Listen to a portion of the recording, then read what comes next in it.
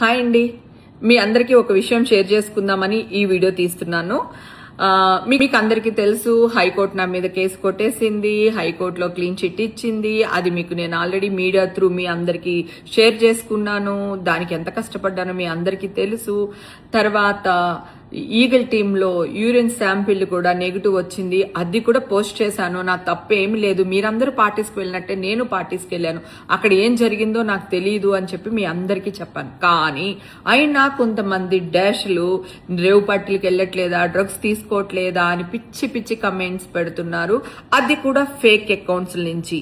మరి వాళ్ళ పుట్టికేంటో, వాళ్ళ తల్లిదండ్రులేంటో వాళ్ళ అని నేను అనకూడదని అనుకుంటున్నాను. కానీ ఇంకొకసారి నేను పెట్టిన వీడియోలో కానీ, పోస్టుల్లో కానీ, ఫొటోస్ కింద కానీ కమెంట్స్ పెట్టేటప్పుడు కొంచెం జాగ్రత్తగా ఉండండి. ఇంకొకసారి ఇలా జరిగితే మాత్రం నేను లీగల్ యాక్షన్ తీసుకుంటాను.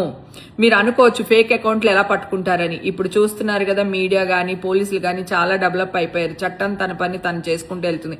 నేను డైరెక్ట్ గా మీ ఇంటికి వచ్చి కూర్చుంటాను, నా జోలికి రాకండి. ఓకే, ఇది వార్నింగ్ అనుకుంటారా, రిక్వెస్ట్ అనుకుంటారా, నాకు సంబంధం లేదు. దయచేసి ఇంకొకసారి ఇలాంటి మెసేజ్లు పెట్టకండి అని కోరుకుంటున్నాను. Thank you.